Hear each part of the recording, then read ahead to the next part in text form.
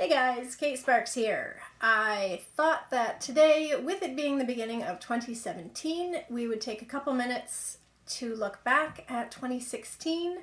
I've been spending some time looking over things that I would put in my win column, things I would put in my lessons learned column, and since, based on the questions that I tend to get for this channel from you guys, you seem to be interested in the writing aspects of things, I thought I would share that with you. Goal setting and review and all of that kind of stuff has slowly been becoming part of my life, and I'm really finding that it's helping me to achieve more of the things that I find enrich my life. It's helping me get through my drafts, and it's helping me get through planning stories and actually making my priorities and shaping my life into what I want it to be. I think it's a good thing. I think it's a good process. Something we can talk about another time maybe. For now, this video is about 2016 and it's about looking ahead to 2017. Things that I would put in the win column career-wise last year.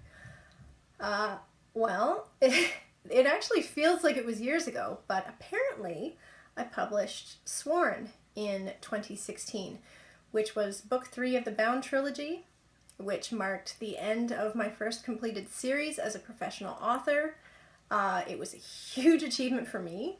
Right after that, I jumped into a very quick project. I planned, drafted, went through the critique process, got the professional editing. Everything that I would do for a huge project, I did for Into Elurian in about 4 months. That was a huge challenge for me, but everything went so well. It's one of my favorite things that I've ever written. Fantastic little book. So proud of it. Sticking with the writing side of things, in October I took an old project and I redrafted it. And that was Resurrection, which is an urban fantasy set in Newfoundland. So that was another huge win for me. Right after that, I drafted book 2 of that series called Sanctuary. I did that for NaNoWriMo on a slightly less career-specific and measurable level. I started figuring out a little bit better how to balance home stuff versus work stuff. It's not something where I can stick a pin in it and be like, okay, I'm done, I achieved that. But it is something I made progress on, so that goes in the win column. For lessons learned, and I say that instead of losses or mistakes, because every time I screw up, I do try to learn something from it. There was a time in my life when I would just try to walk away from my mistakes and pretend that they never happened. But I'm a lot happier now that I'm accepting them and learning from them. So lessons learned, going back to that work-life balance thing, there were a few times this year when I had to relearn the lesson that I do need to take time off. I have a habit of letting work spill over into home time, which is not good for me, it's not good for my family, and it's not good for my work. I need downtime. I need time to refill my creative well by reading. I need time to explore the world outside of my office. So that goes firmly in the lessons learned column. Although unfortunately, I think it's one I'm going to have to keep learning over and over. The other big lesson I learned professionally this year came from the Phoenix Project, which is, if you go back through my videos, if you missed it, this is the one where I gave up on a project. This was a story that I was super excited about. It was one that I put a lot of work into planning, right down to like doing the big character questionnaires and getting to know the characters, and I had the story planned out. I knew thematically what I wanted it to be. I knew the genre, sort of, that I wanted it to be in, although it kind of straddled a couple of them. And it didn't work. I started drafting that book, and I was using all of the elements that I had planned out, and it was just falling flat for me. It wasn't a book that I was enjoying working on, which means that it wasn't a book that I would have enjoyed reading, which means there's a good chance that my readers wouldn't have enjoyed it. So I did gently push that one to the back burner for a while. What did I learn from that? I don't consider starting it a mistake.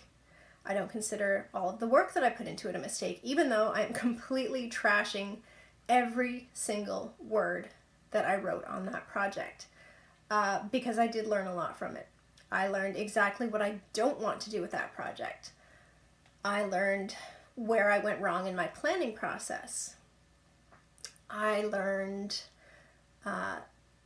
that while the story was my idea, while the concept was my idea, my initial ideas for it were not necessarily the best ideas. And thanks to all the work that I put into the original version, I now have a much better idea of what I want it to be when it's finished. All right, we are getting short on time now. So really quickly, just looking at some goals for 2017 for me personally.